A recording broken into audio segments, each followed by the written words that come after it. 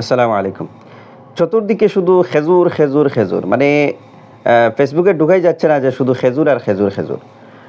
কাউকে সান্ত্বনাও দেয়া যাচ্ছে না। কেউ বিভিন্নভাবে প্রত্যেকে যার, যার মতো করে ব্যাখ্যা বিশ্লেষণ করতেছেন। কেউ পক্ষপাতিত্ব করে করতেছেন, কেউ বিপক্ষে করতেছেন। মানে কেউ কাউকে সান্ত্বনা দিতে পারতেছেন না। আমার বিশ্বাস আমার বিশ্লেষণের পরে আপনার আর কোনো সন্দেহ থাকবে না বা আপনার মনোপুত হয়ে যাবে। আপনি বিষয়টি বুঝতে পারবেন। দেখুন, খেজুর তো ঘুরে ফিরে দেশের ভিতরে আসছে। এবং মানুষের পেট যেহেতু অসীম নয় বরং এটি সীমিত। যার কারণে যে মানুষটি আপনার খেজুর মেরে দিয়েছে, খেয়ে দিয়েছে আপনি বলতেছেন, ঘুরে ফিরে ওই মানুষটা খেজুর খাওয়ার ফলে তার পেটটা ভরে গেছে। এখন সে আর অতিরিক্ত অন্য কোনো খাবার খেতে পারবে না। যার কারণে এই যে আপনার খেজুর খাওয়ার কারণে তার তো পেট ভরে গেছে। যার কারণে আপনি অন্য ফল খেতে পারবেন, আপনি অন্য খাবার খেতে পারবেন। কারণ সে তো আর ওভারলোড দিতে পারবে না বা এটা অসীম নয় যে আপনি খেয়ে নিয়েছে আর চাইলে আবার অন্য কিছু খাইতে পারবে। এর কারণে ঘুরে ফিরে সে যে খেজুরটা খেয়ে ফেলেছে, মেরে দিয়েছে, এটা ঘুরে ফিরে আপনার পেটেই গেছে। এটা ঘুরে ফিরে আপনার পেটেই গেছে। হয়তো আপনার বুঝে ধরতেছে বা ধরতেছে না। কারণ তার পেট ভরে গেলে সে অন্য খাবার খেতে পারতেছে না, তখন আপনি অন্য খাবারটা খেতে পারতেছেন।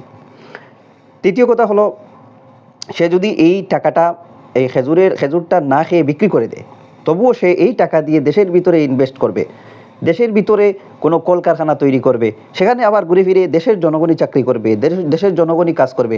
তাহলে ঘুরে ফিরে দেশের মানুষ দেশের কাজই করেছে। তাহলে আমরা পরস্পরে বাঙালি বাঙালি ভাই ভাই। এর কারণে আমরা যে মানুষটা খেজুর মেরে খেয়ে দিয়েছে তাকে নিজের ভাই মনে করলেই তো হয়। মানে এত আপনাকে কেন খেতে হবে? ও আপনার আরেক ভাই যদি খেয়ে নেয় তাহলে তো আপনি খুশি হওয়ার কথা। তৃতীয় কথা হলো, নির্বাচনে আপনি এমন প্রার্থীকে নির্বাচিত করেছেন যার মাসিক বেতন হিসাব করলে 5 বছরে তার যে টাকা খরচ হয়েছে সেই টাকা তোলা অসম্ভব।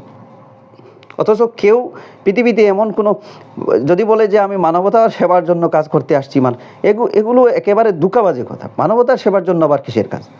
সেবা হবে নিজের, সেবা হয়ে আপনি আপনার সেবা করবেন। মানবতা মানে আপনি, মানব মানে আপনি আপনার সেবা করবেন, মানবতার সেবা হয়ে যাবে।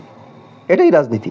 এখন যদি বলেন যে, এখন আপনি বলুন যে এই যে মানুষটা নির্বাচনে তার মাসিক বেতনের চাইতেও বেশি টাকা খরচ করলো, সেই টাকাটা কি সুদে আসলে পরিশোধ করবে না? মানুষ কি এমনিতে ইনভেস্ট করে? 1,00,000 টাকা আমি ইনভেস্ট করলাম, আমার যদি ফায়দা না হয়, আমি যদি লস করতেই হয়, আমি সেই ইনভেস্ট করব? তাহলে আপনি তো এই নির্বাচনে তার পকেট কেটে এই টাকাগুলো নিয়েছেন, তো সে কি এই টাকাগুলো উসুল করবে না? অবশ্যই করবে। তাহলে এখানে আপনার বলার কোনো অধিকার নাই যে আপনি এই টাকাগুলো, এই খেজুরগুলো কেন নিয়েছেন। পরের কথা হলো, যদি কেউ এই টাকাগুলো দেশের বাইরে পাচার করে দেয় তবে তাকে ধরার চেষ্টা করুন। কারণ সে যদি দেশের বাইরে টাকাগুলো পাচার করে দেয় তখন আবার কিন্তু